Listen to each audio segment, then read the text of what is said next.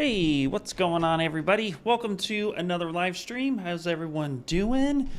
Today we're doing some fun stuff. My name is Ian Robinson. I am the Master ZBrush trainer and community manager and learning manager here at Maxon. And today I thought we'd do something a little bit different than what I normally do.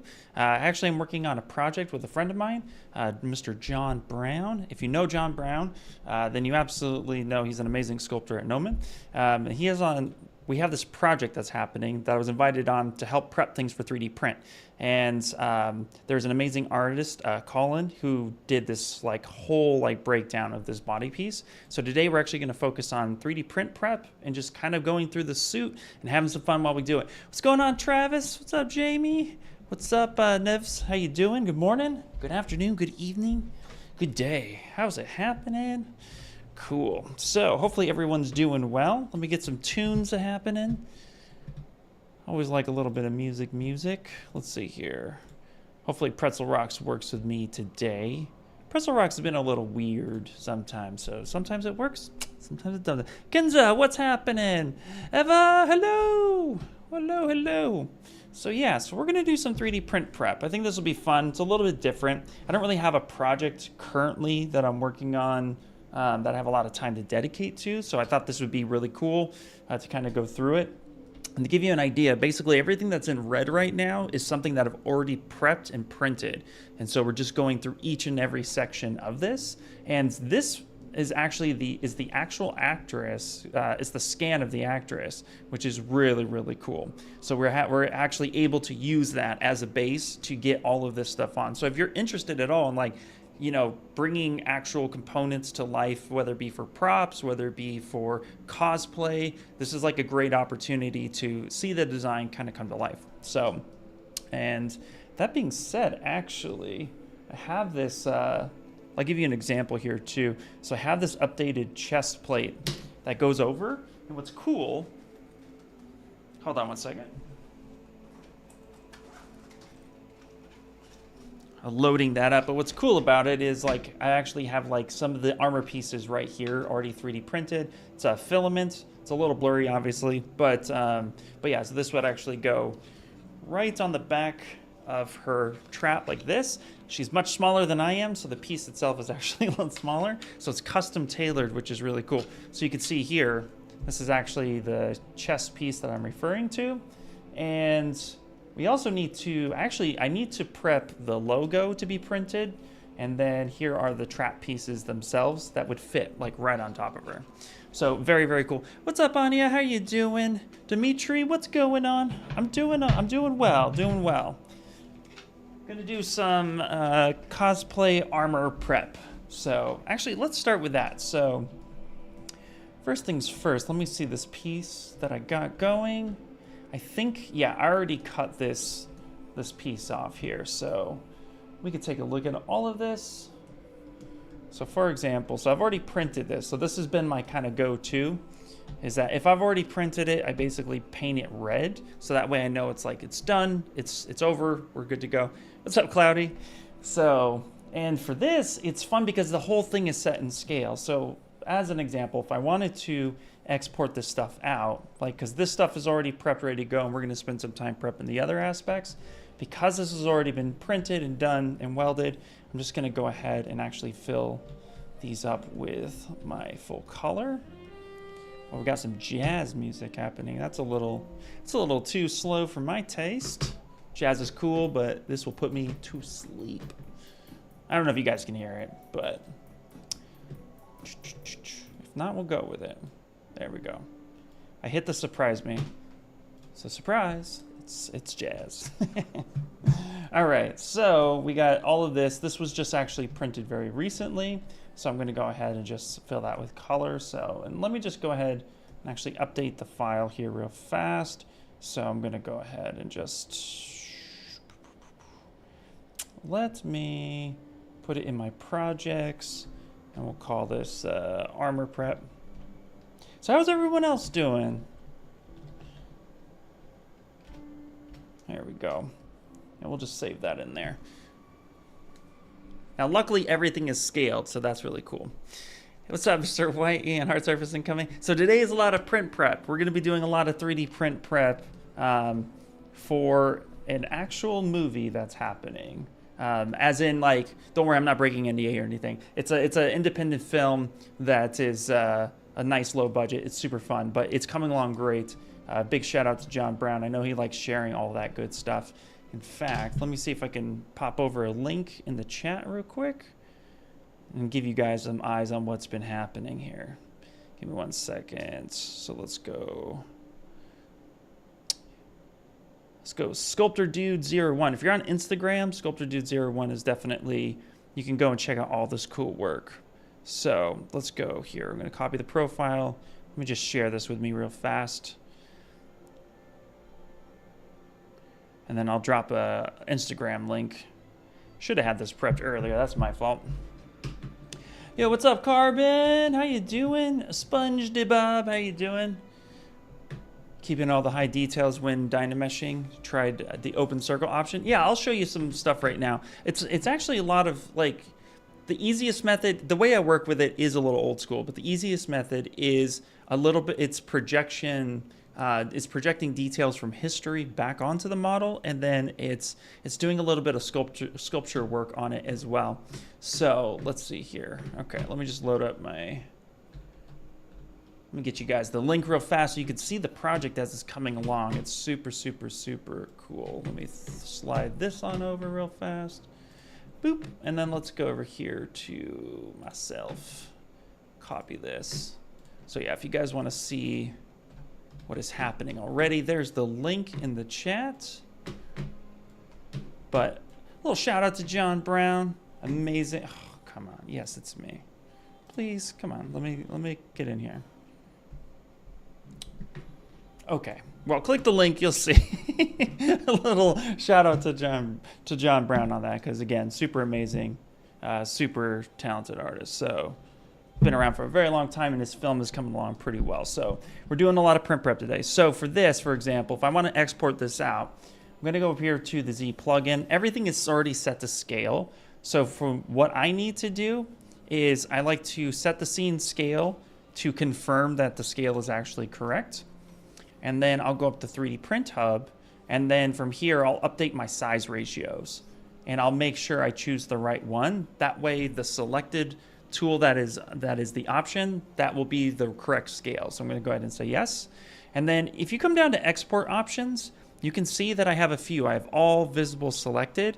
When I'm working with multiple pieces, but I'm not prepping everything all at once, I'm prepping one at a time, especially with something like a cosplay outfit, then I will actually set this to selected, and then that way I'll export out the STL. And then this will be the chest logo, and we'll say yes, that's totally fine. And then that will be set up just like that. So, and then of course, like I said, I end up painting these things red, end up saving it, letting it know that I'm done with that piece. So that all being said, real quick, I'm gonna merge visible real fast.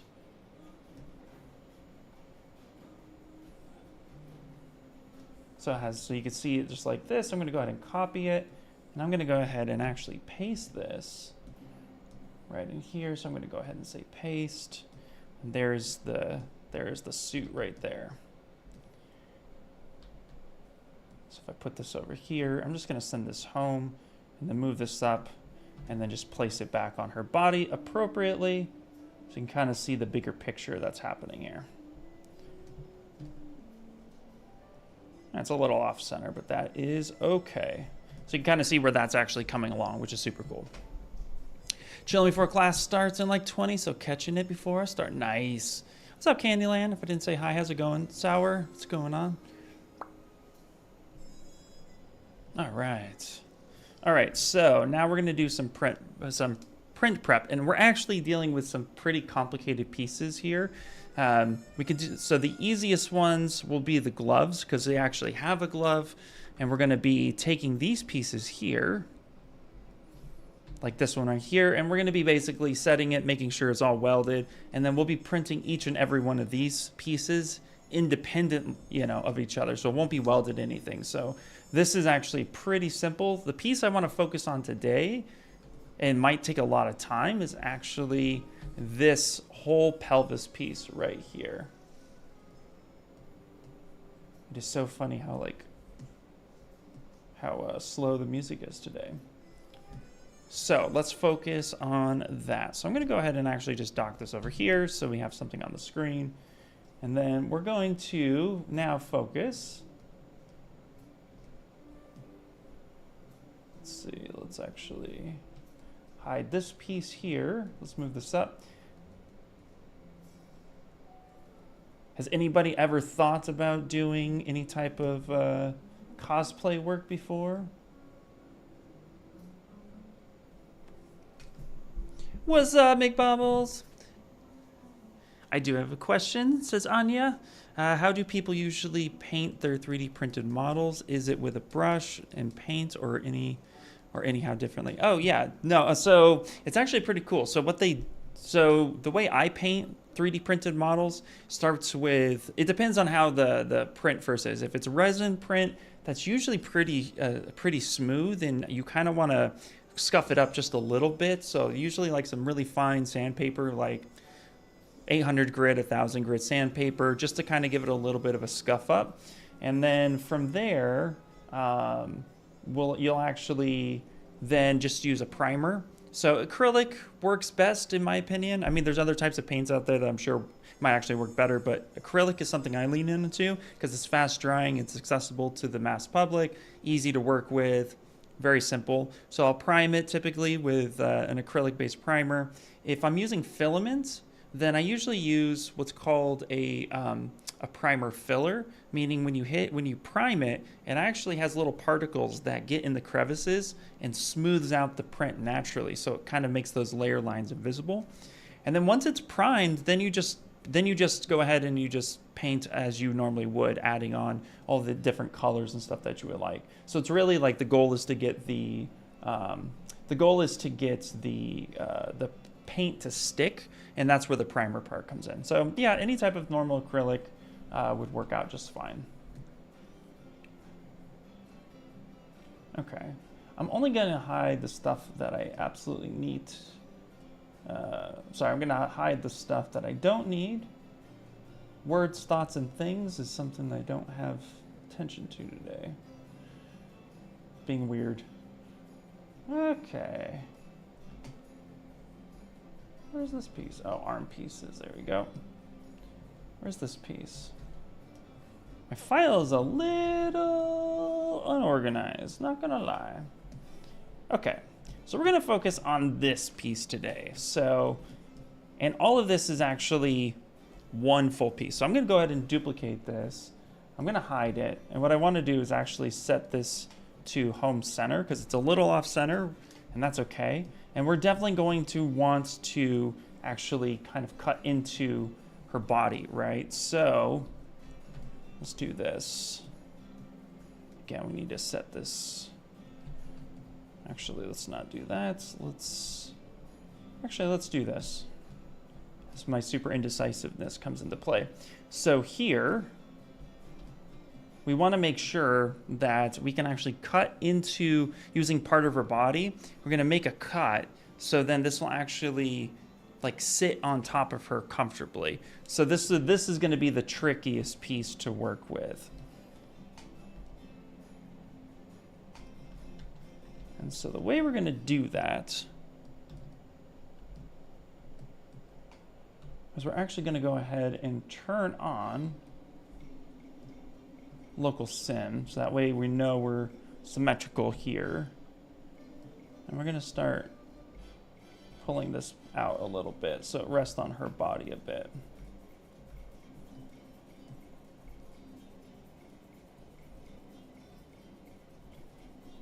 Like I said, this will be the most complicated piece out of all of them.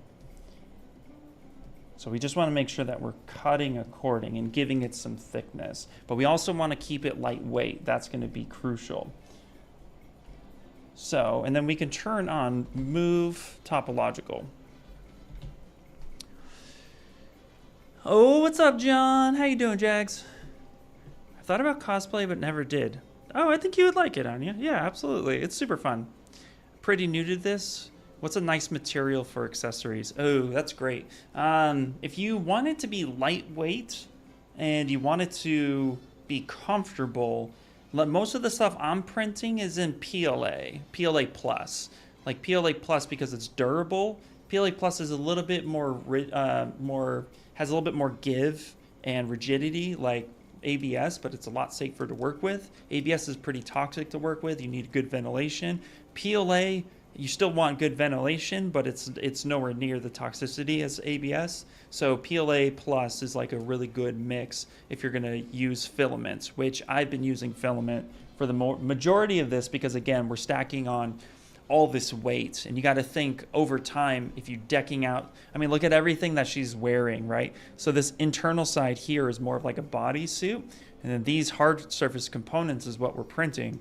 So all of this just tacked on is just more and more weight, and surprisingly resin is very heavy even when you hollow it out. So those are things to kind of be mindful of.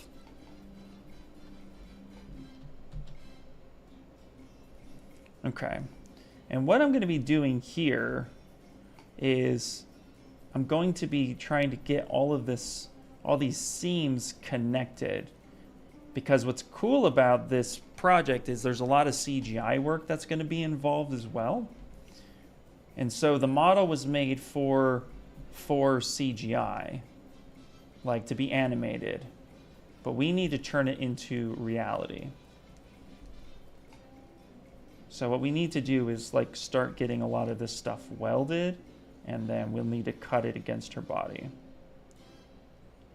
Mind you, this is a very complex model too. So, you know, the more you work with your own designs and stuff like that, you can simplify as needed. But since we're working with something that is designed for an animated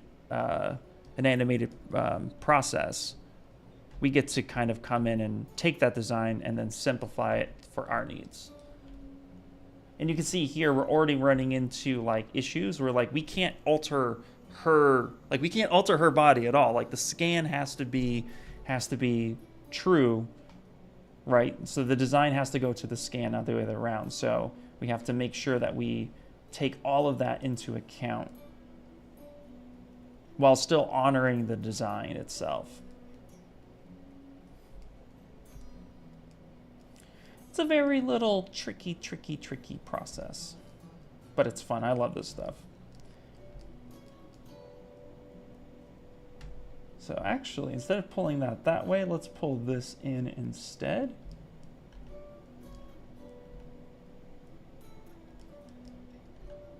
And again, we're just using move topological,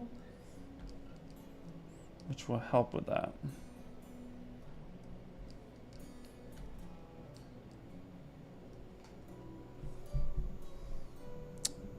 Hola, buenos dias. Hello, buenos dias to you as well. Hopefully you're doing well, Carlos.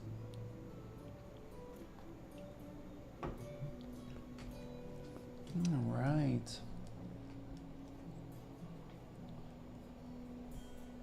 Let's move this in a little bit. And of course, too, if anybody has any questions related to ZBrush or anything, you know, within some of the Maxon One tools, if I can answer it, feel free to ask. Okay, we're just going to go ahead and hide that part for right now because we're really just focused on the design. Now, here's the cool part. Anytime you're working with, you know, a prop that you know is going to be mirror and welded, or is going to be symmetrical to the other side, I should say, then typically just choose the side that you're working on. If this, I'm trying to figure out how this back piece is actually going to be attached, and quite frankly, I actually don't think it's going to be attached. I think these parts are going to be separate. It's going to be easier for assembly, and it's going to be easier for, you know, comfortability. So having her move. So if I'm really being honest with myself, we should split this piece off, split that, and then we'll end up hiding it. And we're only going to work really with this section here.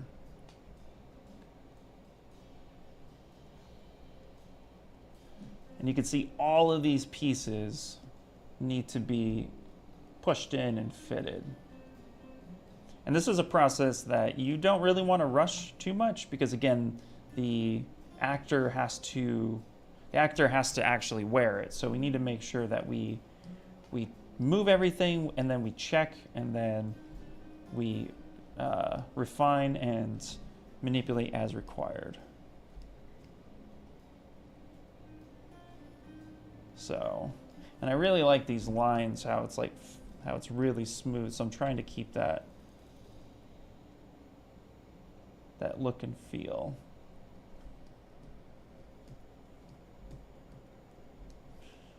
Okay.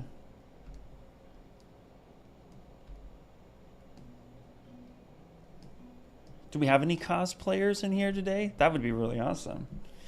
I might know 1 or 2 people maybe. Oh, that reminds me. Oh, I gotta get my ticket to the Renaissance Fair this weekend. I just remembered I hadn't done that yet.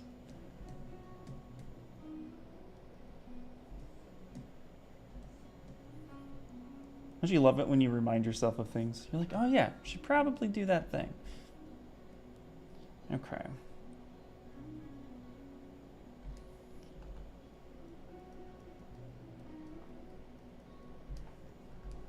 Very cool. So,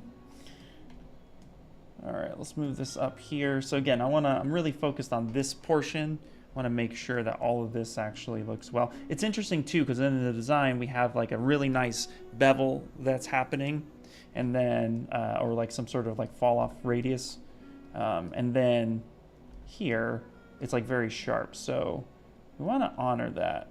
And I might actually, for the sake of it, I might end up doing a little bit of a design alter by adding in a little bit of a straight line like this.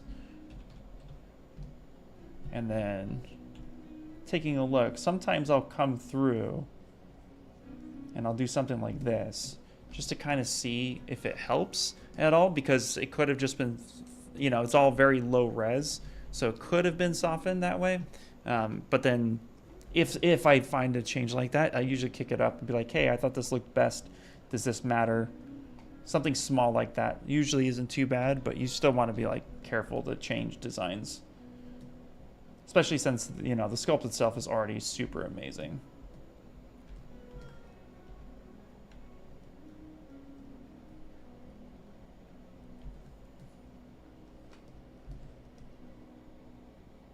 Okay, so we'll probably do something a little bit more like that. There we go. And the other thing we want to check too, we're gonna want to check thickness. Like, that's super important. So we're definitely gonna want to make sure that everything is the way we want and that it's consistent. So when we build on the inside, which actually here, the design itself is pretty symmetrical. So let's do this. So I'm working on this half over here. So I'm going to split this off. Let's go ahead and do split. Let's hide this. Let's just focus on this piece since they're both symmetrical. It's gonna make it a lot easier for me to work on one side and then mirror and weld.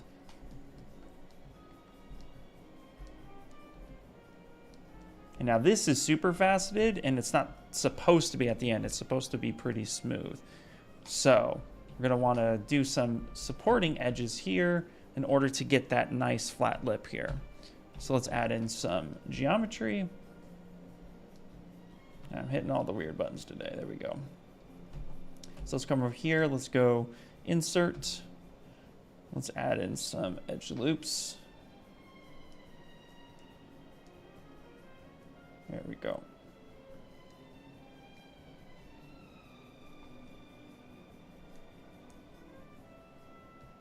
My right click is doing a thing. Okay, and then we'll add in. So this way, when we hit low res, you can see here, it's actually nice and it has that nice lip to it, which is perfect. We want to check all the other ones as well. So in low res, this is actually pretty smooth, which is okay. We do have a little bit of an interesting line here. Wonder what's going on with that.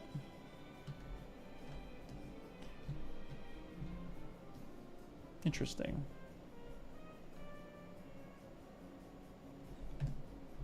Yeah, that should be fine. We can fix that. We can fix that really easily. Actually, when we DynaMesh it, we can smooth it all out, and that should be fine. Okay. And then these points here, they're just on there. That's fine. Little go into nowhere place, but that is okay. Okay. Now, this is where we're going to kind of get a little interesting. So I want to be able to make sure that all of this is watertight. And that's, yeah, that's going to be interesting. Oh, sorry. I think I missed a question from Anya. Is it the same painted you described in production in many toys too? I think so. Yeah. Yeah. There's a lot of like Sideshow will use a bunch of like different acrylics or oil paints depending on the need. I guess it all depends. If they're really simplistic toys that don't get painted, then it's usually that's colored in the. It's the type of material that gets colored for like injection mold and stuff. But yeah, high-end acrylic paints are used in toys as well. I don't know why I didn't see that question. I apologize. I'm so distracted on making this piece right. Okay, a little cheat we can do here. And I always like doing little cheats and things. A little cheat we can do here. So we can actually, because we don't have subdivisions, but we want to make this thicker on the inside, I can just go ahead, press and hold Control, and give me a little bit of thickness on this wall.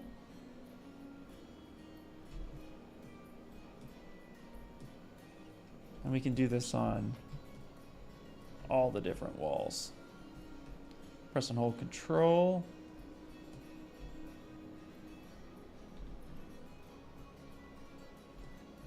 Control tap there, press and hold Control. This will give us just a little bit of thickness. Or is that going to cut it? Well, we're going to cut it to the body, so that should be okay. Press and hold Control.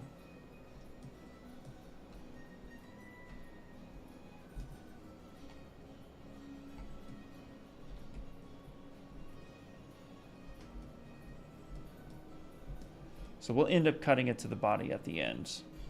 But this will give us just a little bit of functionality here. Okay. And then same thing, we're going to come in here, we're going to go to our polygroups. Let's hit auto groups. And let's use move topological and kind of start pulling that stuff in a bit.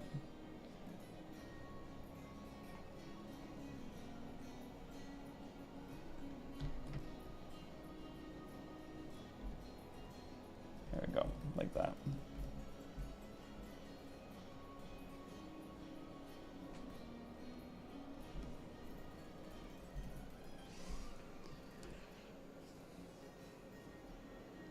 I have a problem with ZBrush, like when I put mask the polygon on 100 on a model with multiple polygroup. When I change the size of the brush to BTS or BTD, everything to 1, it gets messy when I click on the surface. Have you ever encountered that? I can't say that I have. Can't say that I have encountered that. It's a good question. Let me see if I can replicate it. When you put... Are you referring to mask by polygon and Z modeler? Just want to clarify before I go down a rabbit hole, which I tend to do. Like, are you masking or by polygon? Let's go. Polygroups, probably masked by polygon. Like,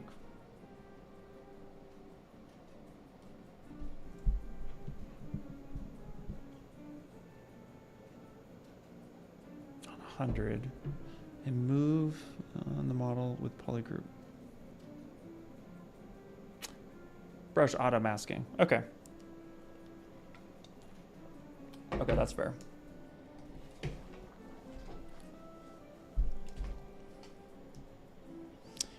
So mask by polygroups at 100. So you put everything here. Okay, great. When I change the size of the brush, everything to 1. Everything gets messy when I click on the surface. Yeah, let me choose. Or what brush are you using? Just out of curiosity.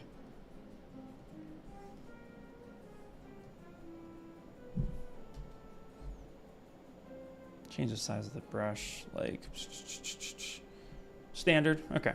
All right.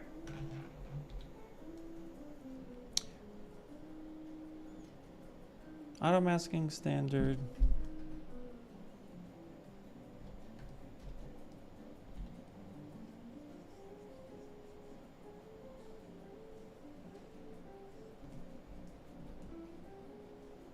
No. Should just be recognizing the poly group.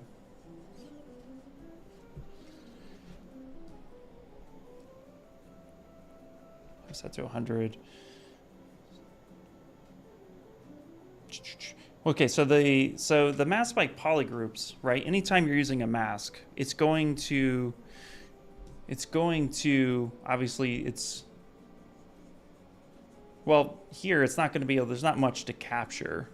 So brush size 1 wouldn't really capture too much. You'd obviously want a bigger brush size in order to make that work, because this is going to be affecting how the mask is applied to that group. So, but even with masks with my draw size set to 1, it's just not doing anything because there's not a lot of information to capture there. How dense is your mesh? Like if I were to subdivide this a bunch.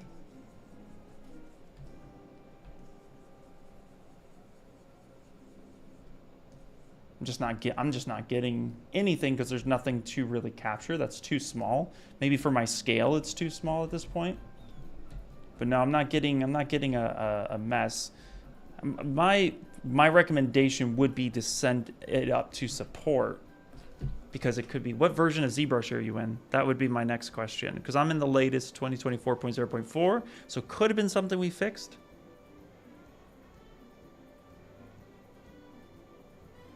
.2023. Okay. Yeah, so I would kick that to support because I'd have to open up 2023 and see.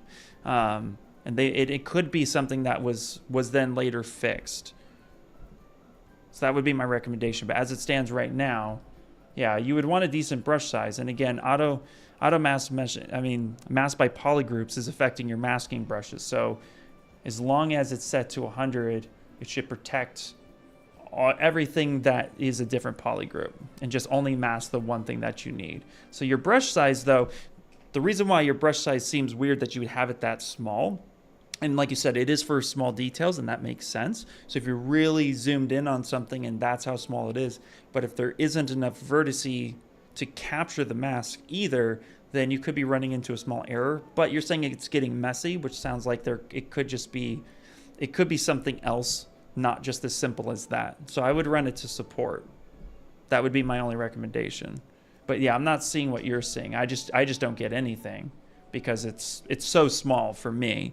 And depending on the project, like if we were to, let's do one thing real quick. I'm just gonna go ahead and hit, save scene. Let me open up another scene real fast because it could just be my scene too. So let's do this, armor prep. Let's come here. Nope, I didn't mean to do that. I'm gonna hit save as. Let's come over here to projects, armor prep. Let's just hit save real fast because I don't want to lose any of my work. And that's totally fine. As soon as it saves, let's pop open a sphere and let's try. All right, successful. So let's go up here to our default project, one of my favorite projects. Okay. So we'll do the same thing. So, of course, mask by polygroups set to 100. You have the standard brush, but you're trying to mask off. So once you hit mask, and we are set to 1. And again, here, just not enough information to really grab. So here, it's just hitting that. So if we divide, let's divide a few times, and just delete lower. So it appears to be, it appears to, hold on one second. Ooh, I think I found something interesting. Ah, okay, hold on a second.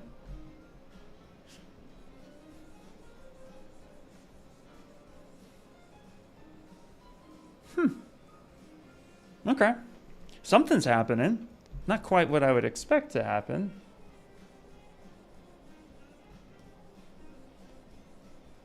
So it's like inflating. Interesting. Okay. Yeah, I would run this to support. I mean, I can always, you know, I can always make mention of it, of course.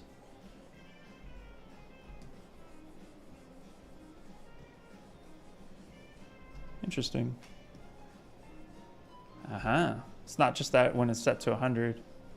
Just in general. When it's turned on. Okay, yeah. That's a fun one. Interesting.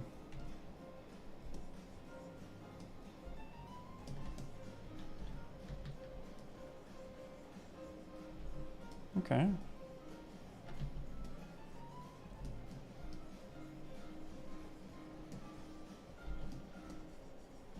Oh yeah. Yeah. Okay. Yep. There you go. The sphere saves the day again. It's always the sphere, man. It's always the sphere. So yeah, so it's definitely something that's a bit weird. So again, if you open up a support ticket and then I mention it on my side, it's definitely going to get some attention on that. So there you go. Yep, not just you. You're not going insane, I promise. Cool. Gotta love the sphere. It's like my go-to for everything. Yeah. I mean, yeah, I would definitely agree saying have a bigger scale. That's always like, you know, you guys have got to remember too, like ZBrush is scale size is typically the size of, it's like 2 millimeter. Like this sphere, if we were to go to here, do Z plugin real fast, and then just do a, if we were to do a set scene scale, it's set at 2 millimeter. And the thing is that the unit size itself is equivalent to 1 unit in ZBrush is equivalent to 1 millimeter in ZBrush. It's already defaulted at that. So you gotta remember, like 2 millimeter, super tiny. So yeah, if you could scale it up for your project, if you're not locked in that size, obviously that would be better, but for sure it is definitely a little funky dunky. So, but yeah, good. That's good. So I will turn around and make note of it. We have a recording. It's being recorded right now, so I could just play back to this one thing. I can replicate that pretty simple. So yeah. Alrighty. Cool. Well, that's always fun.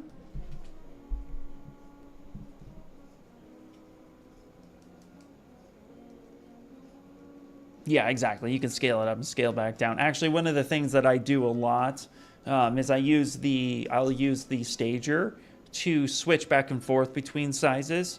It's something I typically do a lot. So a little tip on this one, if you needed to scale up for whatever reason, you know, then what you can do is go to stager under geometry, set your home stage, and then just go ahead and scale that up to whatever you want, right? And you can check the size of your scale too right here under size. Under geometry size, you can see the total size that you're working with and how much you've inflated it. Just set your target stage, and then yeah, just go ahead and do everything at this size, and then just switch when you're done. And then your project isn't locked, and you don't have to guess on how big or small something is. So if you're like, I need it to be, you know, guaranteed locked, Stager will help you with that, no problem. Then you can also do really cool designs like this too. Get a little matrixy with interpolation, should be good. So yeah, great stuff. Cool. All right, going back to making this part a little thicker.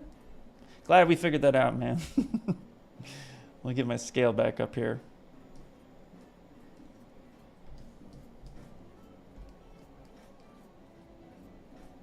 There we go.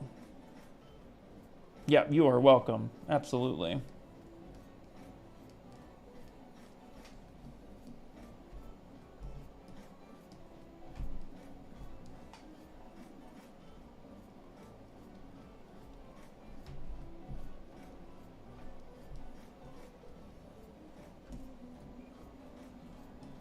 Okay, we're gonna go ahead and pull this up like this. Let's get something like that.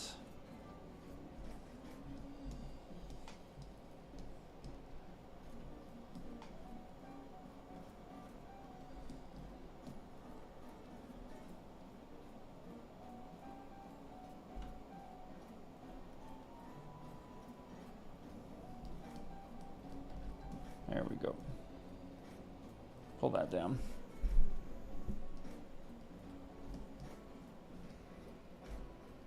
Ooh, all right, we got a little bit of this sticking out, so we can actually just pull that back in, and then we can come through here. Actually, let's make that a little bit of a sharper edge. So if I want to do that, obviously the easiest shortcut, AccuCurve. There you go. I'm going to turn that off for a second. We don't need that.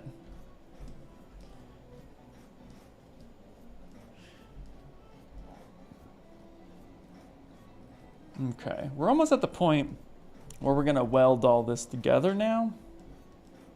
And there are a couple ways that we can go about doing this. I've been using the DynaMesh method. The DynaMesh method. As much as I can. That's like a tongue twister for some reason. The DynaMesh method. Anyway, we're going to use that method. Yeah, that should be fun. To get that locked in. And what I'm going to do before I do that, I want to see if there are holes where I like popped out this guy right here. So we're going to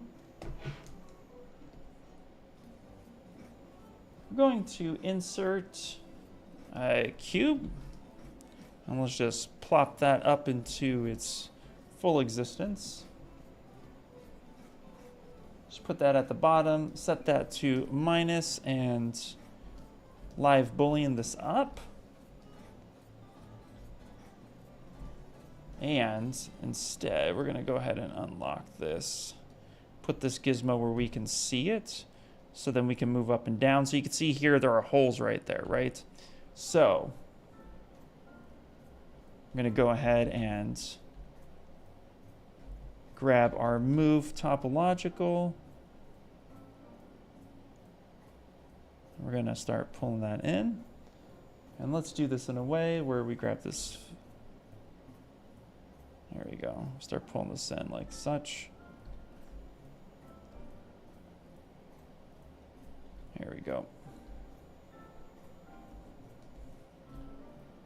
So I'm just switching between the actual cube, and then I'm just alt tapping on some of these components. Just like that. And then this will ensure that my holes are not a problem. And again, using that move topological, I'm not worried about the inside so much.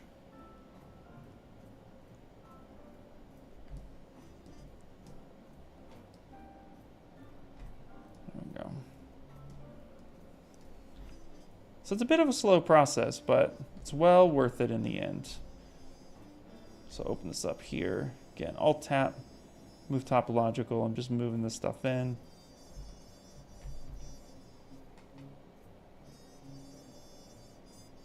There we go.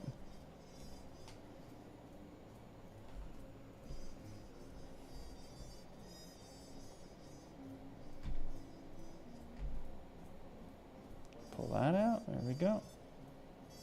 Now, some of these might be super small, and that's okay. But we're just going to get it as close as possible, because once we DynaMesh it, it's going to get rid of a lot of that stuff, and we'll recheck it.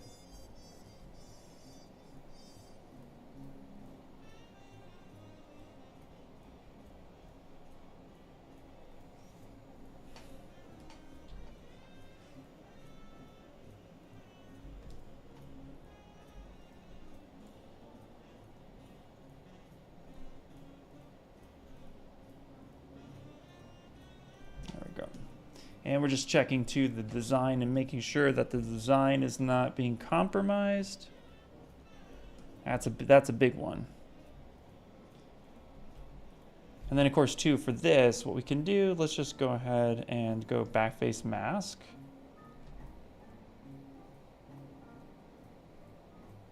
So topological backface mask should help with most of my preserving. There we go. I'm not really worried about that little guy right now. That should be fine. I think that will go away. And if not, we can always fix it the geometry is fighting too much, it's not worth the hassle. So I could probably fill that, and then that's probably going to fill the rest of that. So if I zoom back up, yeah, see that hole's gone now. So sometimes if you go further down, handle the bigger problem, that should cure most of the issues.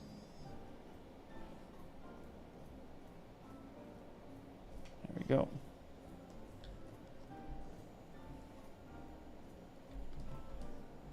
This is more, I guess the stream would be considered more manufacturing desired. There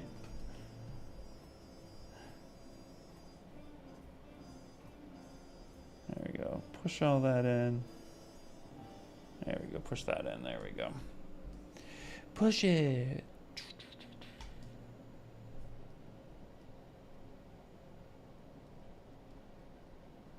Okay. Push it real good. Boop. I got that song stuck in my head. All right. Very rinse and repeat process. How's everyone doing? Is everybody, anybody have any movies they're hoping to see soon? I'm really getting excited for Deadpool and Wolverine. It's probably the only Marvel movie I'm like super stoked on currently.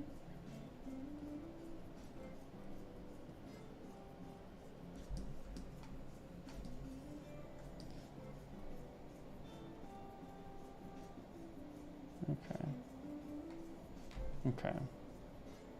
There we go. Nice. All right, that's looking pretty good. We're about halfway through this piece.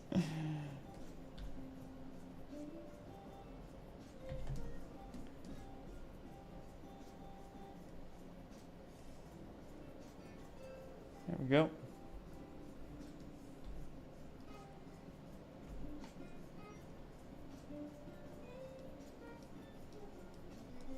Oh. I'm pulling the wrong thing. There we go. Should move over there. There we go.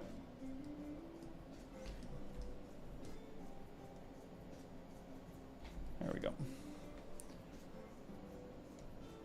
No, wrong one.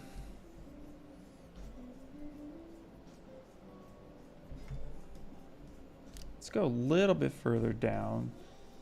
And then let's switch back. I am taking this a little bit in baby steps.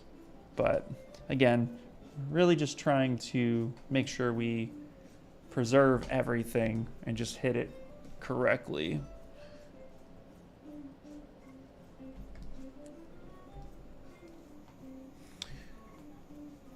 You rewatched the In the Mood for Love last night. Really good. I don't know if I've seen that one. Who's in that movie? Seems like it has like classic written all over it.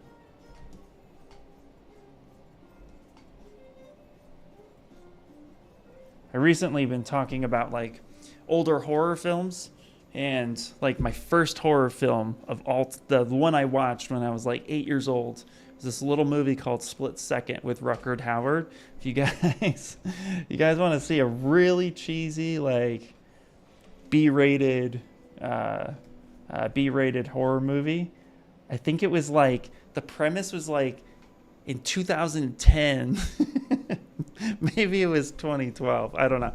2010, London experienced another 40 days and 40 nights of rain. I don't know why it was specifically London experienced this, because, I mean, 40 days and 40 nights of rain, that's like, that would not be good. But so, yeah, I experienced like another 40 days, 40 nights of rain. And Rutger Hauer plays a detective whose partner was murdered by this serial killer, or I'm sorry, unalived. I should probably use that word. Unalived by this crazy serial unaliver. And anyway, long story short, it ends up being like this crazy alien thing. I don't want to spoil too much, but if you want a classic, imagine little 8-year-old Ian over here watching this in his parents' room for the first time. Which, mind you, my parents said it was cool to watch. They're like, sure, why not? So, yeah, really classic film. Anybody have a, what was their first horror movie? That'll be the, maybe we should do a thing where like, we'll have to like make a sculpt from one of these movies. That'd be dope. After watching The Ring when I was 6, I never watched any horrors after that. Yeah, that'll do it, man. That will do it. Dude, The Ring still gets me to this day. I don't know if I could watch, like, I grew up with VHS, so that is something for sure that, like, that one got to me. Like, ooh, that was a rough one. I don't blame you. Poltergeist and The Exorcist were creepy back in the day. Oh, yes. Oh, my gosh. So creepy. Absolutely.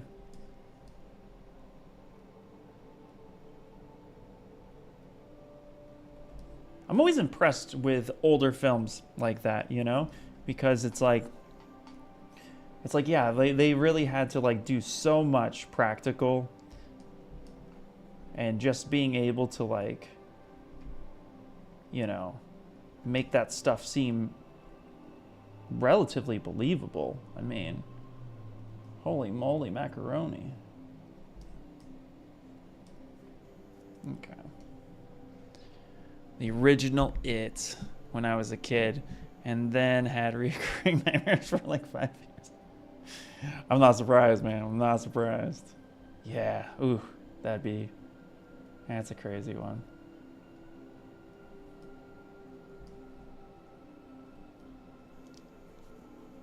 I'm here to observe how it was, in fact, made. Exactly.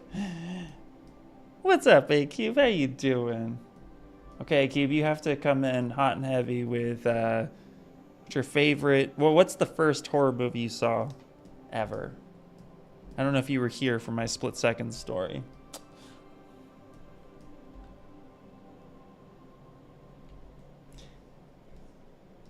Alien. Oh, that is a good one. Whew. That you can remember. No crazy traumatic memories tied to it. You're like, yeah, I just saw Alien. It's all good.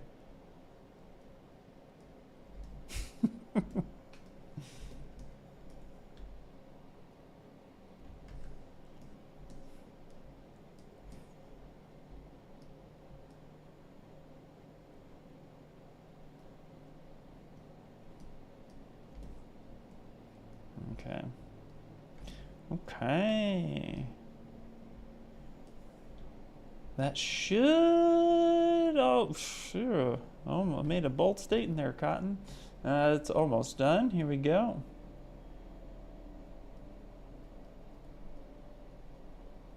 Okay. I like it was really only the one side. The side I was the most concerned about. Okay. There we go. Let's grab that little piece right there. Okay. That should do it. Yep. All right. There we go. And just like that. So we're going to go ahead and hide that piece right there. And now let's go ahead and save it. We did all that beautiful work. We need to save it and make sure. What I'm going to do is I'm just going to go ahead and call this 01 just to make sure. Technically, I saw Jurassic Park when I was like 5, but classic horror, like, yeah, Alien. Nice. Yeah. I mean, Jurassic Park, though, whew, that actually, let's see. I was 10. I was 10 when I saw Jurassic Park. I think. 10 or 11. And I mean, giant dinosaurs. I was excited and terrified all at the same time. I was excitingly terrified. Yeah, Jurassic Park, watching things on how that movie was made is so interesting, so cool. Thought that Jeep scene is definitely horror. That is definitely a horror scene. Yeah, that is definitely a horror scene for sure. Okay, so looking at this real quick, notice we have a little bit of this being pulled out. So let's come here, turn off backface mask. Let me just push that little bit back in. So that just got pulled out a little bit too far to cover that portion up, which is fine. And again, let's just like re-put this, and then we're gonna get to the welding part. So, and then we'll need to check everything. And the way it's gonna go, I'm gonna clean all this up too. So we're gonna weld it, we're gonna clean it all up, and then we're gonna produce a Boolean cut. And then that cut will match the body. So we'll need to reposition it on the body and to ensure that when it cuts in a way that the actor can wear it. That's gonna be the cool part. And actually real quick, before we do that, we already saved it? Yeah, we saved it. Let's just hit save again. I'm an oversaver. When I was 5, I used to wake up every night, 3 in the morning, find my Freddy Krueger disc under my bed and watch it till 5 a.m. then go to sleep again. Did that every night for 3 weeks until I got caught. That's amazing. That is so amazing. Mad respect. That is definitely like, that is a plan. You were 100% in it.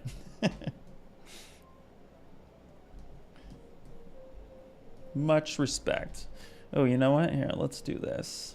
Let's get these a little closer. So I just noticed. So always too, this is like, especially anytime I'm making anything for like a prop, cosplay, outfit, anything, I'm always triple checking because I don't want to go back.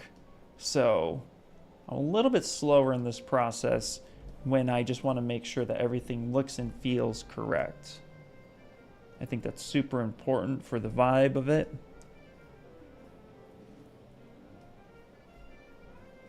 All right. Okay. Everything else is feeling accurate, which is good. Okay. And again, we want mobility. So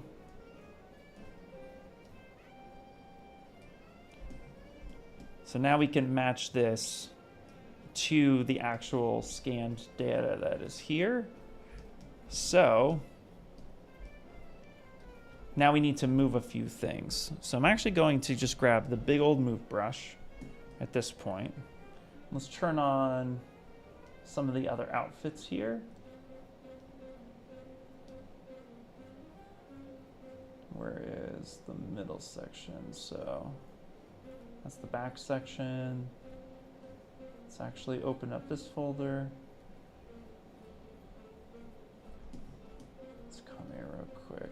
All right, so we got this section here. I want to make sure that there's nothing interfering. Okay, there we go. So now with this being said, we're going to, now here's the thing real quick. You notice I'm maxed out on my draw size.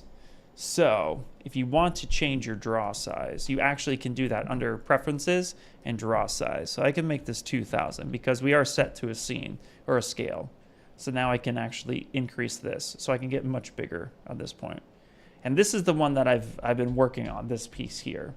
So I can just pull this out and kind of match it that's underneath and make sure that there is enough room to make this cut, that there's enough thickness.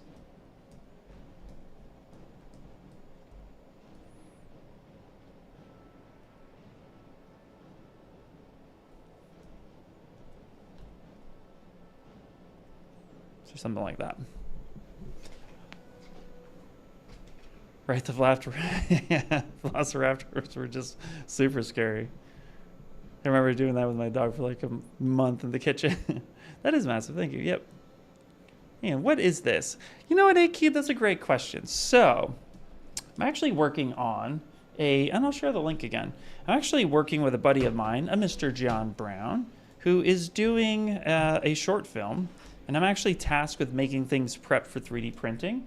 So if we just turn everything on here real quick and let me load this up. Yeah. So we scanned an actor to then deck her out on this giant, like this is like a huge piece. Like, so basically this is her. Boop.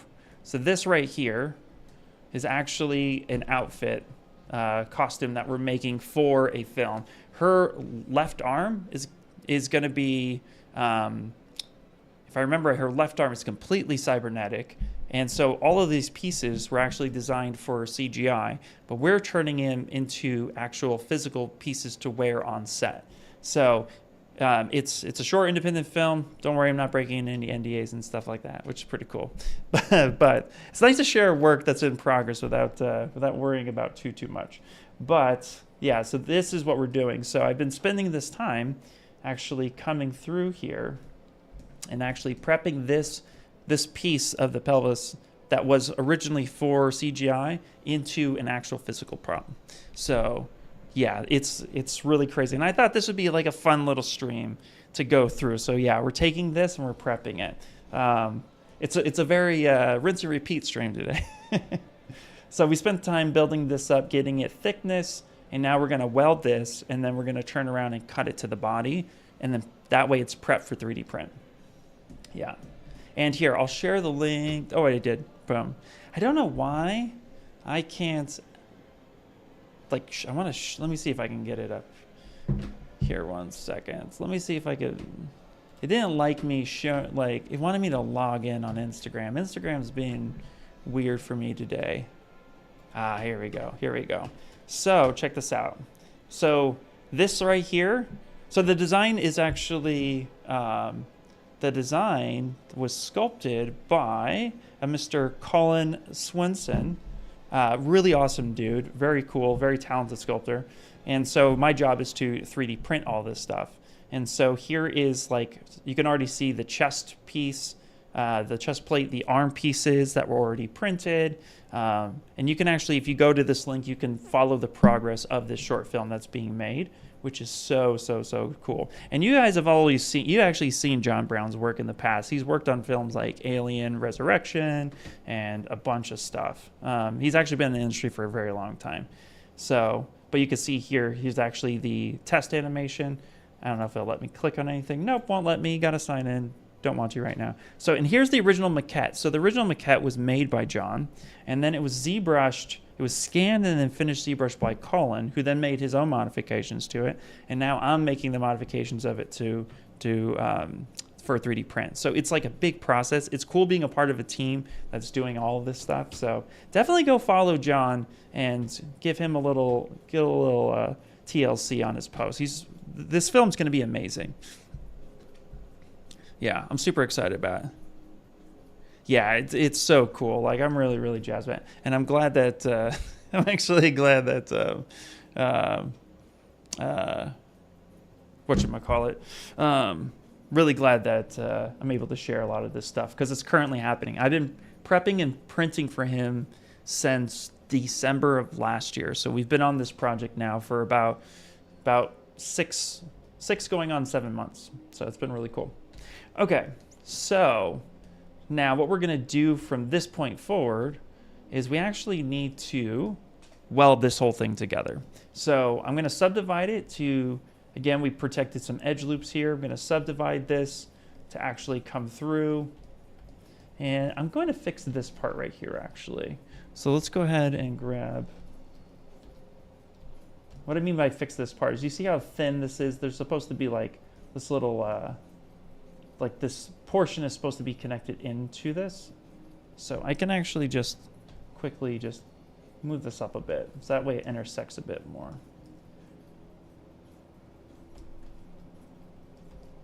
And I'll give this a little bit of a lip too. I really want I'm bringing that up just a little bit, just a slight design change, because when it prints, I want there to be visibility. I don't want that to be too close to that, and then it kind of fades off and loses in the paint and stuff. And that's the other aspect. When you're prepping stuff for print, for props and stuff, you want to make sure that you, when you 3D print anything, doesn't matter what printer you're using, you're always going to lose a little bit of quality. So somewhere between 5 to 10, sometimes 15% of your details get lost in that. So I want to make sure that there's a big enough lip there. So in the filament print process, that will actually show up a little bit more. I'll do the same on this side as well. Just a bit.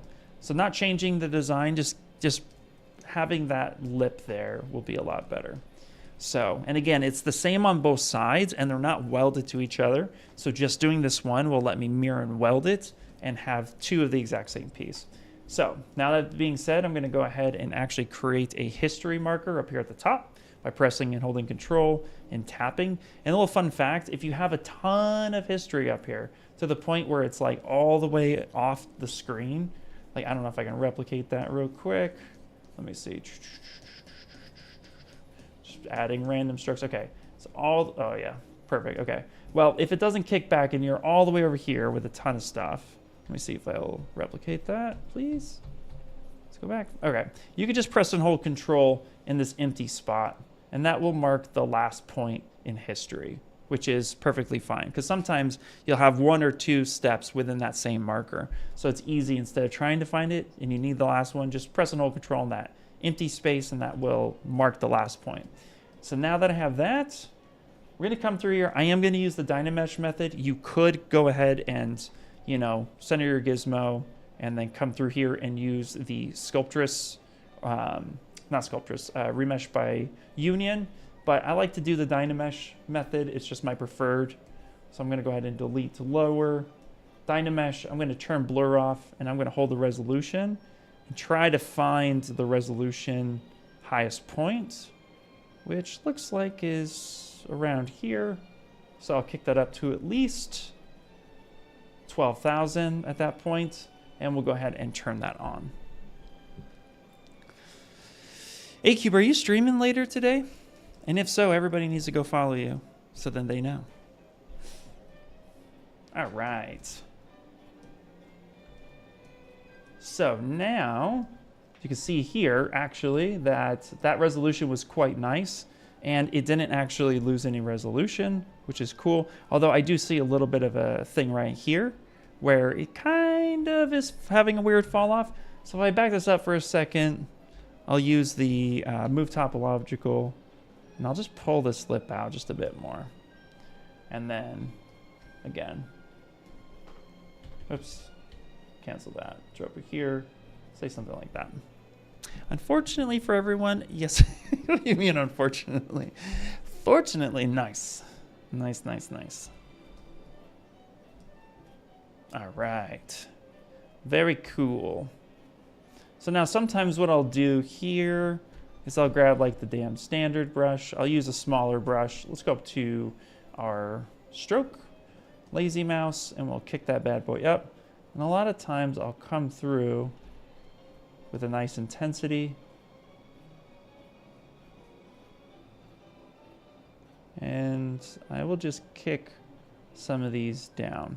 Now I did add the actual history marker, right? So what we could do first is with that history marker, now that we are DynaMeshed in, just re-DynaMesh it real fast, is we could just come up here to Subtool. We didn't really lose a lot of information, which is great, but if we did, we just go to Project and Project History, and life will be good. 1 second. Okay. Give it a second, and all that history just got pushed back, which is great. And now we can just go ahead and refine this as necessary. So, and what's cool with hard surface stuff too, if I wanted to try to maybe see if it would pop a little bit, is I would actually go back to DynaMesh for a second, turn on polish, and then redo it and see if it gives me just a little bit better cleanup. Sometimes you'll get a little bit better of an effect on that. And it didn't really seem to matter here, which is nice. So let's go back up to stroke, and I'm just going to refine this. I need my artist glove on this. My hand's starting to get warm. And we're going to do some cleanup on these lines to make them pop a bit.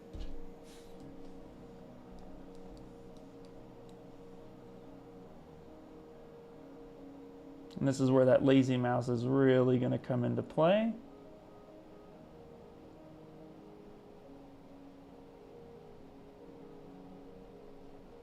Just nice, clean lines. There we go. Perfect.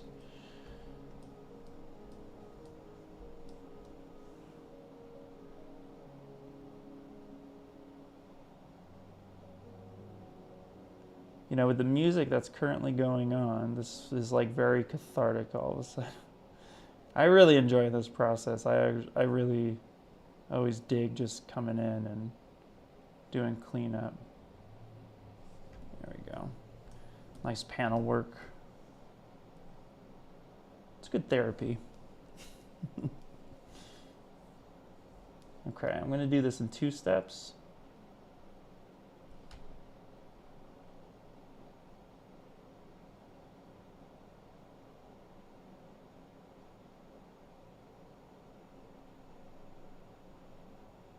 There we go, that's 1. Rotate over.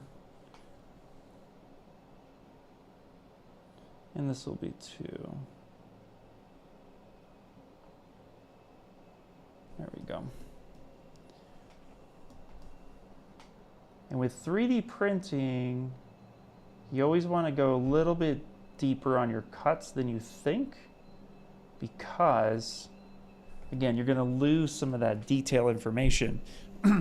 So you want to really make sure that you're like, that you have really nice recesses.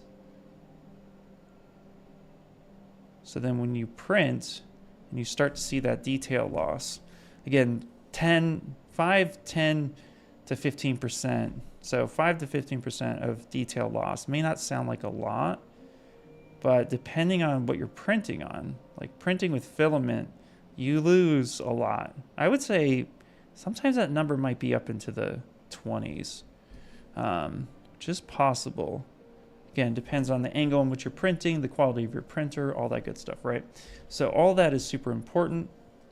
And so you want to make sure that you really just kind of prep it as much as possible.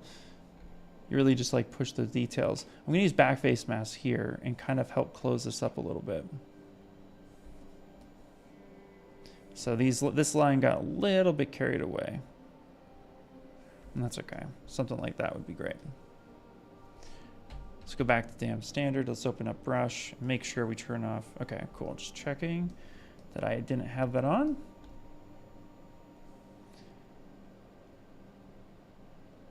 Too big. That's the other aspect. Turn on remember brush size so then I can switch between.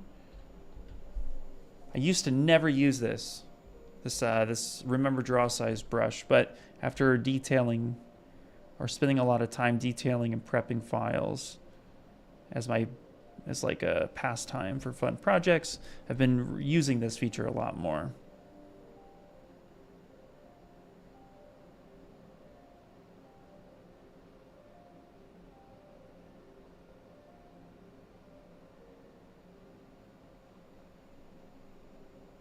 There we go. Very nice, very nice. Okay.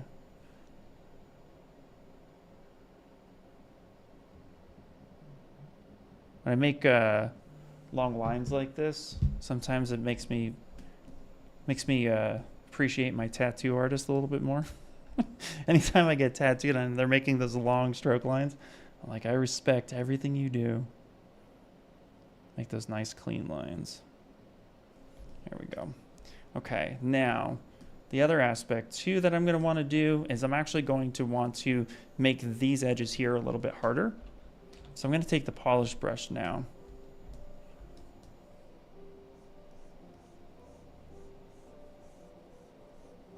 And I'm just going to come through and hit these panels up with a little bit of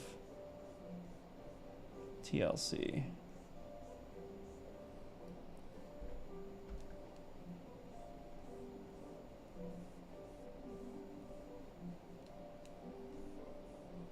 There we go.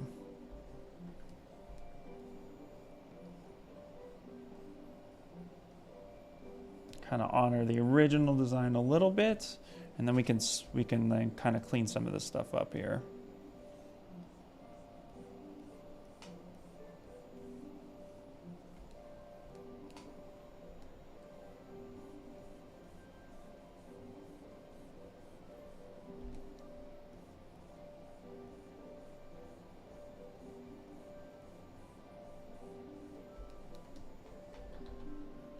Let's go ahead and F. Let's look at this real fast.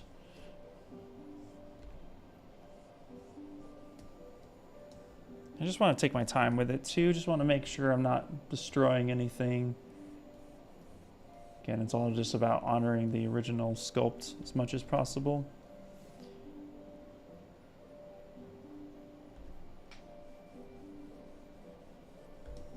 Okay.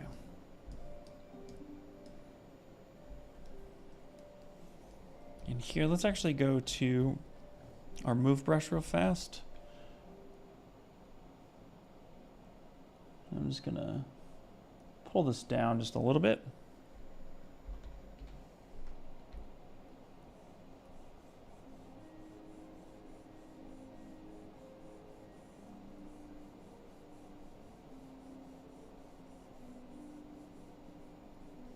There we go. Okay. So a lot of this is precaution work. I'm just kind of assuming that things are going to need to be touched in a certain way, you know, so just want to make sure that, like, when I go to make the initial cut, it's as close to finish as possible.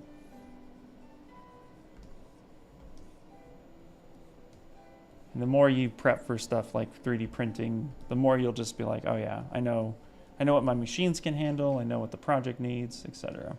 So, but also too, you got to think about like things that are going to be visible. So a lot of this stuff isn't going to be visible, and again, it'll just be cleaned up when we need to. So I'm not super worried about that. There we go. Just a little bit of a balance back and forth. Okay, now that we have that, let's go ahead and hit save. Because we're going to stream until noon today, so we only got about 40 minutes left.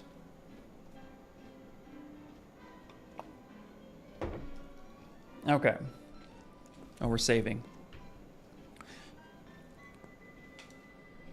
Patience. Perfect. All right. Do that one more time. I didn't like that save. All right. We'll let that happen. I always save to my external drive, so.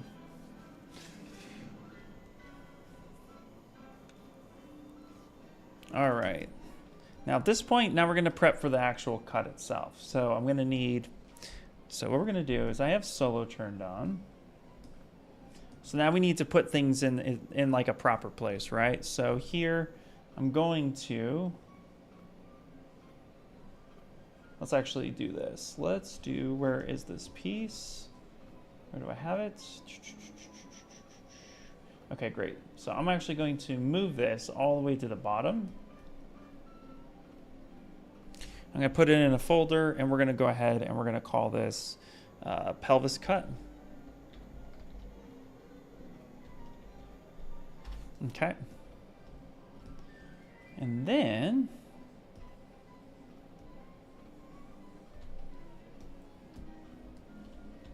I'm going to go ahead and let's duplicate this. I'm going to put this in as well. And then we do need this piece here. So I'm going to duplicate this one. Oh, no, not that. Open it up. Duplicate this. There we go. So I'm going to duplicate this piece. And then we're going to move this piece into that folder. And I'm definitely doing it the hard way. That's okay, though. Now we're going to want a little bit of, we're going to want a little bit of a gap between the piece and her body, right? So this is where we will be able to inflate a little bit of her body to make that cut the way it is, so that we guarantee it fits. So again, this is resting on top of her, so we want to think of it in that mindset. So we're going to go ahead and hide this piece here. So now we have this. So now we want to ensure that this piece fits. So I'm going to take her. Sorry, let's actually go to like folder 5 here. And only show the pieces we need. So we only need these pieces here. Because again, we're going to copy this piece on the other side. So we only need to make the one cut. So at this point now, what we're going to do is we're going to merge down these two pieces so that it's on the same one. And just for the sake of keeping things simple and not worried too much about anything else. Is there a texture on her? There's no texture on her, I don't think. There is a texture on her. Cool. Okay, so we're gonna just merge these two pieces together, and then we're gonna weld these two together as well. So again, DynaMesh, we'll just DynaMesh it together. As long as it's close enough, we should be fine. So no real detail loss, which is great. And now we're gonna go here to Inflate. Now this is where we wanna check a few things. So again, I actually would like to make sure that we are set in a proper scale for this cut so that it works well. So we're gonna go to Scale Master and we're gonna hit Set Scene Scale on her body. And so this portion of her body it's quite big, right? So it's 599 by 547 by 246. So this is important here. So when we set the scale, and now we know we're at that scale, we can actually monitor our inflate a bit better. So we can come over to deformation.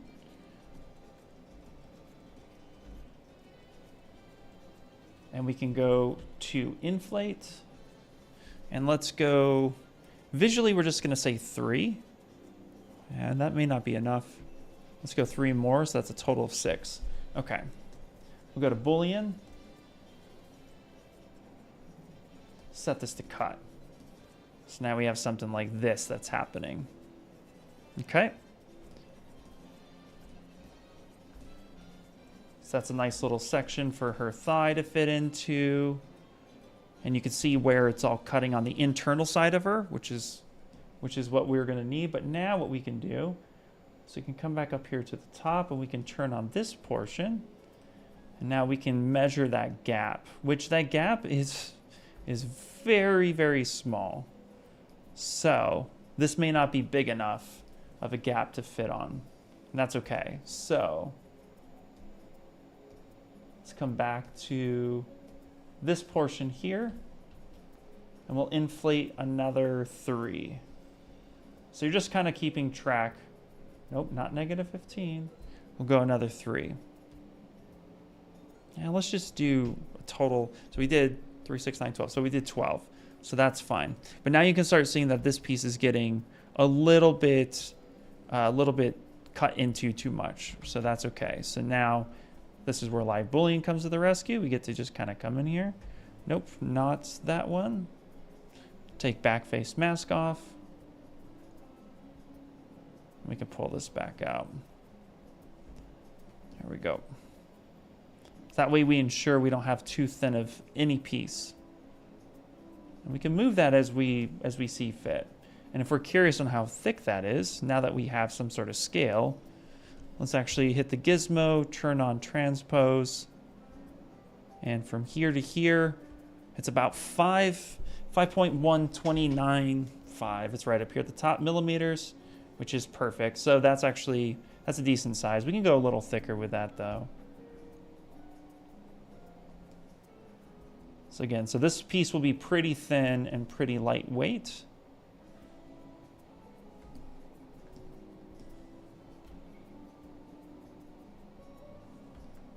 That should work out fairly well. And since that was the thinnest spot, everything else is relatively around the same size, so I'm not too worried about the rest of that. Okay, now let's check the gap distance. So if we come back up here to the top and we make sure that we select this guy here. There we go. I'm actually going to clear that stamp for a second. Okay, there we go. Now I can see a bit better of a gap. So this gap, based on this distance here, that's fine. So we'll hit the gizmo. Again, we'll turn on the transpose tool. Nope. There we go. And zoom in here. So from this inside to here, we're looking at about 0.4 millimeters, so it's quite tight. That is quite tight of a gap. We could go a little bit bigger for that. So if we come back here, let's go ahead and turn this one on. So let's cut this. So we'll move this one and we'll say, so okay, so we did 12 and we have a 0.4 gap. So that's not very big. So we could inflate this again. It's a lot of number games. So if I do, let's do 9. Yeah, okay. So the parts in which it's going to be butted up against her, now we have a much bigger gap. And of course, too, this is also like what I'm assuming this gap is going to be is also clothing.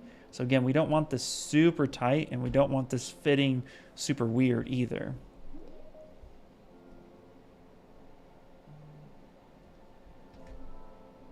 So, okay, yeah, so that's almost a 1 millimeter gap at this point. And that will do for what we're gonna want. Everything else seems to be relatively sitting there comfortably.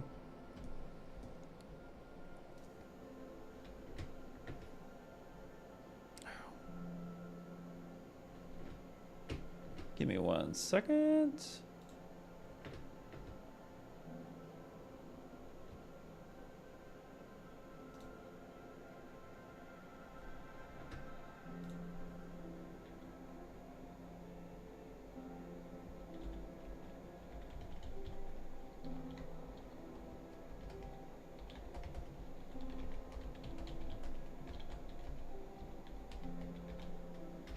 Okay.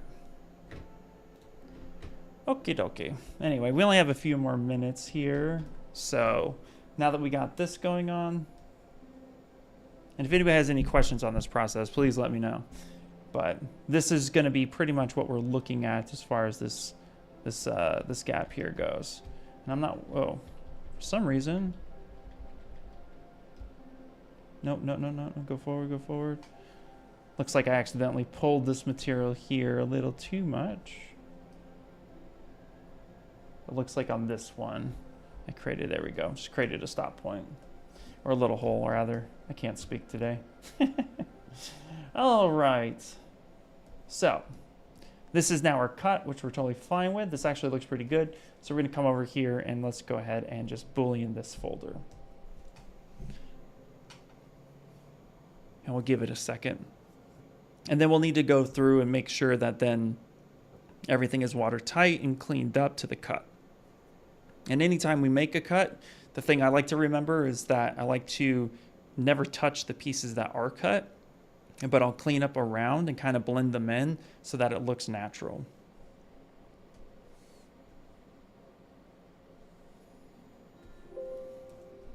Okay, no worries.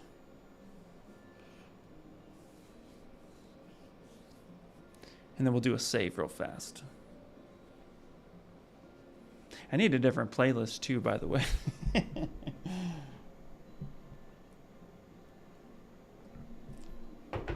Very slow pace today. Okay. So this saved this guy right here. I'm going to go over here to this armor prep. And then this is hips. So let's go ahead and save that. Perfect.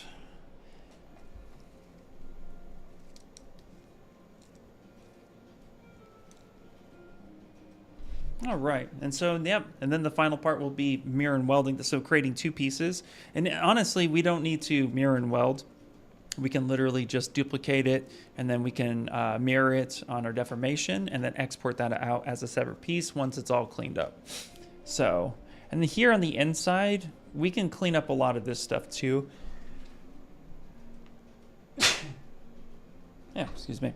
So we can actually clean up a lot of this stuff too on the inside, smooth the stuff down and get rid of unnecessary geometry. But here, this is actually pretty nice.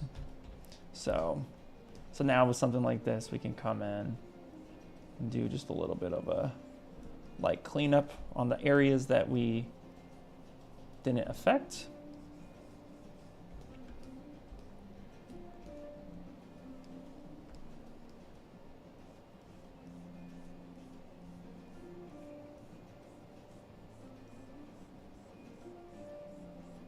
There we go.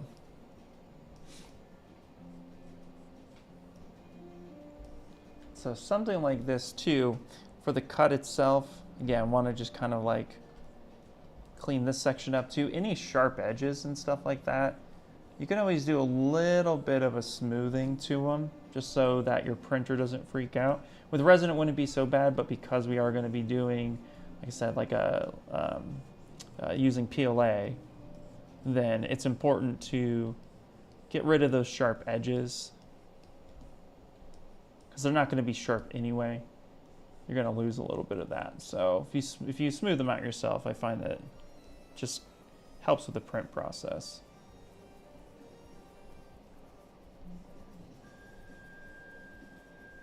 There we go.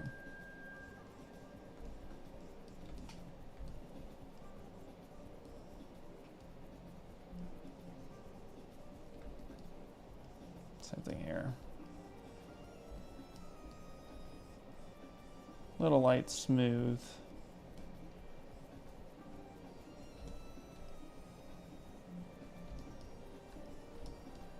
And then again, on this inside, we can just kind of push that in. We don't need to print that. And that's going to provide more room and space anyway. So I'll just make it a little bit more comfortable for the actor.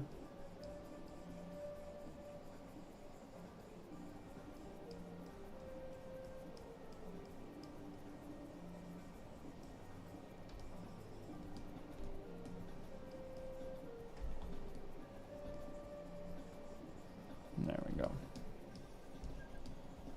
And then here, let's actually do ourselves a favor, and let's see if I should have it. ZBrush is at home.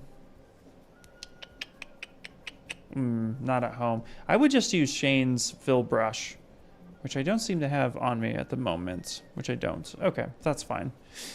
Usually filling in this spot right here, I just like to use Shane's fill brush because I think it's really cool. It's an easy tool to go in and get it. So if you don't know Shane Olsen's fill brush, definitely you can grab that on his 3D Character Workshop, #plug.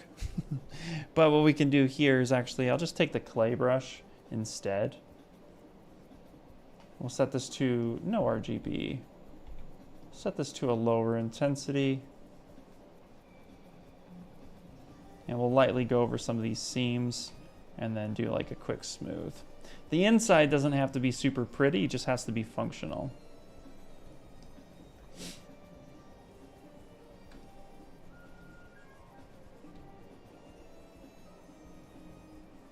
Kind of do a negative cut in that section, open that up just a little bit, and the rest should be pretty kosher.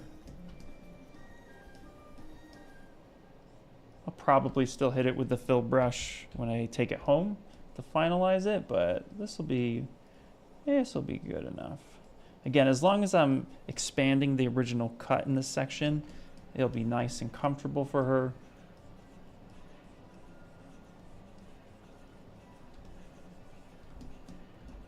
There we go.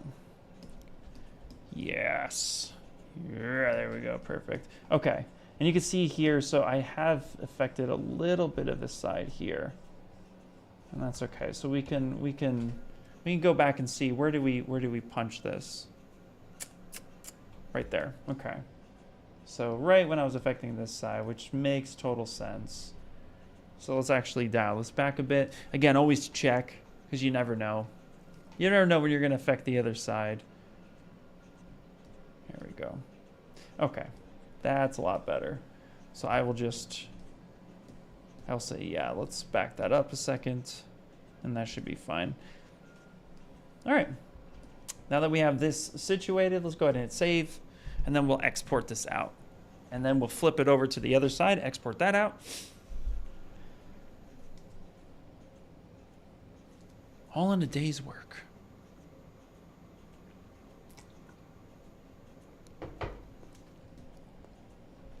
All right, all right, all right. So now we got that. Let's go ahead. Now, this is quite heavy of a piece. So it's about 4 million polygons, or vertices rather. So because it's 4 million, that's quite large. So we actually want to, you know, make sure that this is actually small enough and rather light enough to fit in the slicer without causing too much issue. This is where Decimation Master is going to come into play. So for this, what I'm going to do is, we've already saved it, which is totally fine. We can go ahead and say save next to ensure that if we accidentally overwrite something, that we won't lose it.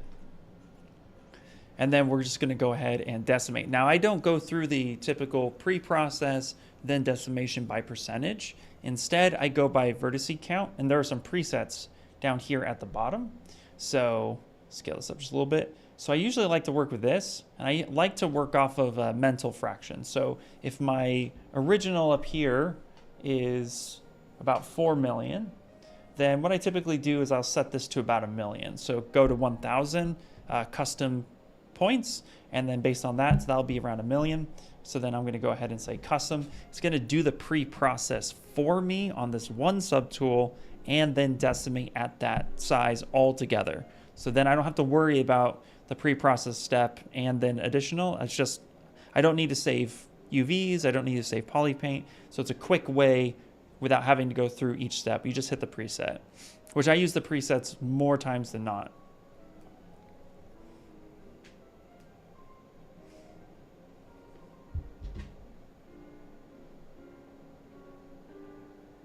And while that's going,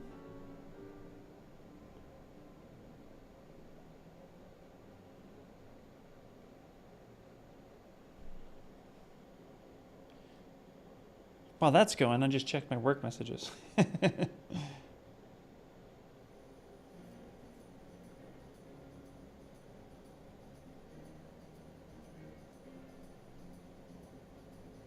Okay. Very, very cool. And this will take a second, but once the processing is done, then you don't have to worry about it. Hey, what's up, Emperor Cheese? How you doing? We got about 20 minutes, and we just finished up a lot of 3D print prep this time around. How are you doing? Love the popcorn, by the way. The puppy and the popcorn.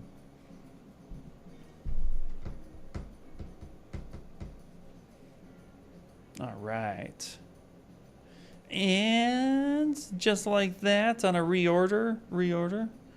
I'm well, thank you. Hope you're doing well. Yes, I am doing well. Just getting caught up with some projects. That's always fun. All right. So here we go. So now we pre-processed this, and now we're at 1 million. That's still relatively high. That's fine. So just keeping an eye on everything like that. I'm going to go ahead and I'm just going to hit 250,000 because I think there's enough information here. This is quite dense. Like, we don't need this mesh to be at 1 million. That's ridiculous. So instead, what we're going to do is I'm just going to go ahead and stamp here. And then we're going to go ahead and let's clear that out. We'll stamp here and here to kind of get an idea. And then we're just going to drop this to 250,000, which is going to drop fast. And now you can see that resolution is actually quite nice. Everything still looks to be intact, and it's low enough. And here's a random little fact. If for whatever reason, like, let's step back for a second, I needed to really preserve the detail, like within this section. Like, this is super important. We see that it's thin. We want to make sure that it doesn't blow out too much. We can actually mask this area off. Say something like that. And we could do a light mask in these areas and in this area. You don't want to go too crazy with this, but we're going to want to mask this area off in this area just like that. And the reason why we'd want to do that is when we go ahead and say, let's go ahead and do the pre-process, look at where the mask location is. Now, when I hit this, you'll see where all the vertices end up going. Oh, thank you. And that's going to actually, that mask is going to act as a protective barrier, telling ZBrush, put all of the vertices into these different locations. And that's where we're going to protect. Everything else can be secondary. So you don't want to go wild with that. But it's important enough to know that, like, hey, I need these areas protected so we can hold that topology. So now you can see if I clear the mask, where there's more density in that mesh, but we still have a nice preserved shape. And I'll do this a lot, especially in areas like this. So all of that has a lot more information. Well, this is a good opportunity to ask if you offer any tips on sculpting on thin meshes like plates or scales besides activating backface mask. Honestly, that's mostly it. It's a backface mask is really, really good for that specifically. However, it depends on how thin it is. Typically, backface masks will be great. The other thing I would say is work with single-sided geometry and use dynamic subdivision with thickness. So that way you can control so much more of that. So for example, like let's go ridiculously, like okay, like this shape here, I'll recreate this shape. This shape right in this section is super, super, super thin, right? So you could, if you needed to add thickness to that, you absolutely could, right? So you could come up here to the geometry tab and then of course turn on dynamic, which great, and then you can add thickness, right? So this is definitely a way that you could end up doing that. Let's back this up for a second. So I would say like if it's really, really thin and you can rebuild it using single-sided geometry, then use the thickness panel. That would be really great. The dynamics subdivision with thickness. That would be great because then you can set that and then you know it's perfectly thick all the way around equally the same thickness. Outside of that, backface mask is probably the best way to go about it still. I used it a lot today just to preserve all these details and make sure everything was good in the final piece. But yeah, that's what it's there for. I'm trying to think if there's another way. But yeah, that's kind of, if I think of something, I'll let you know. That's kind of where my brain's at, yeah. And if you give me 5 seconds and I think of something else, I'll be like, oh wait, you could have done blank, blank, blank. But I love the thickness for that. Like again, like here, let's do this. So this is what I'm talking about. I'm sure you get what I'm talking about, but here. So let's do this. If I were to recreate that little piece right there, so let's come in, because it's just so much easier at that point. Let's go edge loop. Let's just delete loops. Let's come in. Let's say, yeah, let's just do this. Let's come in, let's do this. Okay, great, wonderful, beautiful cover girl. So like that thin lip, this is how I would do it, right? Let's just go ahead and delete hidden. Okay, so if I was working with this, then this is definitely where I would put this, not smooth this up, but I would focus on this. This way, if you end up needing to manipulate it at all, right, then that thickness stays true. I try to work with single-sided geometry a lot, especially with parts. Yep, absolutely. So yeah, this would be the way to go. Because then again, you can control that thickness at any point in time. You can control the segments within that thickness too. So you can come up here and say, you know what, yeah, let's go to 2 segments, which is totally fine. You know, and then you can offset this. You can actually kick that offset in or out by 100%. So you could say like, so you can either have it go 50-50, where it's going both equally back face and front facing offset, or you can go all front facing or all back facing. Just depends on where that is. You can find that middle ground from there. And then of course too, if you needed to smooth it, you absolutely could. But in this case, I would say no, that's really, really thin. And then what makes this nicer is if you're working with that single-sided geometry, you know, and you're not really utilizing, you're using that single-sided geometry and you need to make changes, then again, this is where you can continue to use your Z modeler, add in your edge loops, hit D for dynamic, and see what that's looking like. And you can still model on top of that as much as possible and retain that thickness. So you could come over here and you can get nuts, right?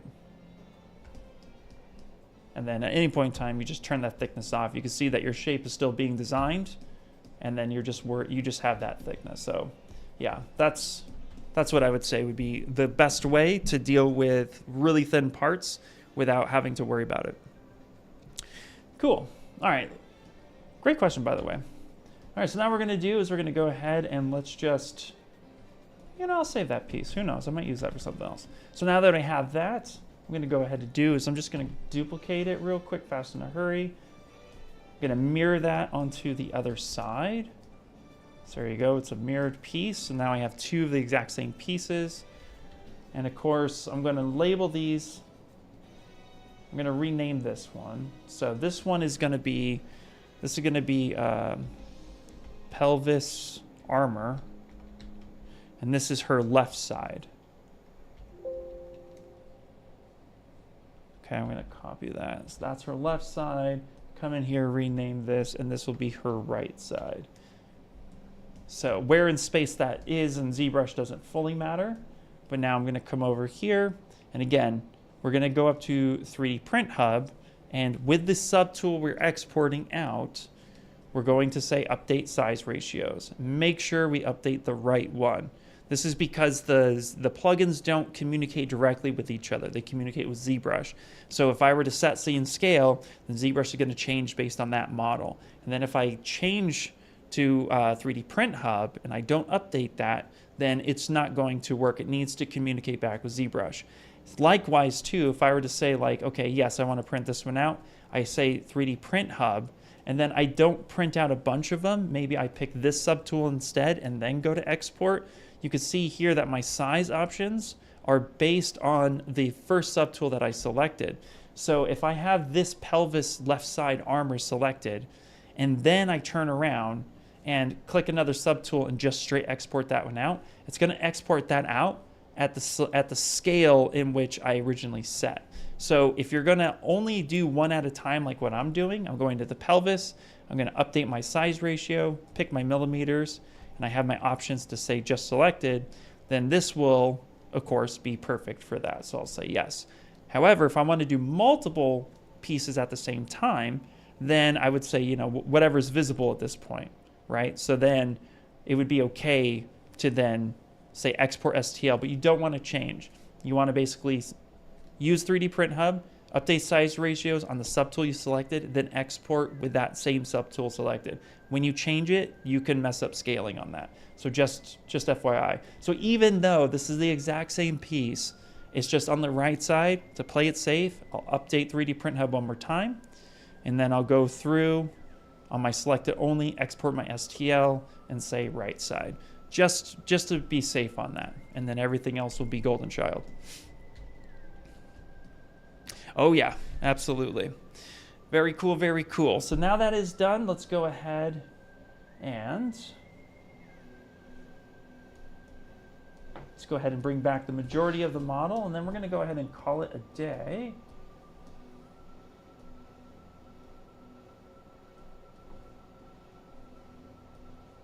But just to show you everything that's there currently, boom.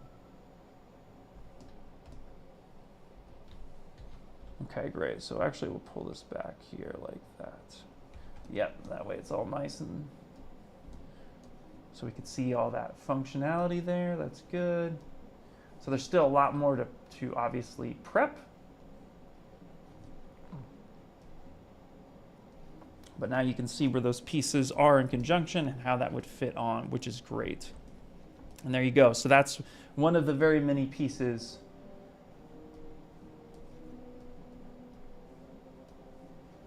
Here's her whole arm piece that's done.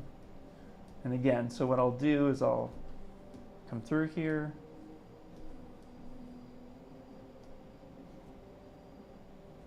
Where's that cube?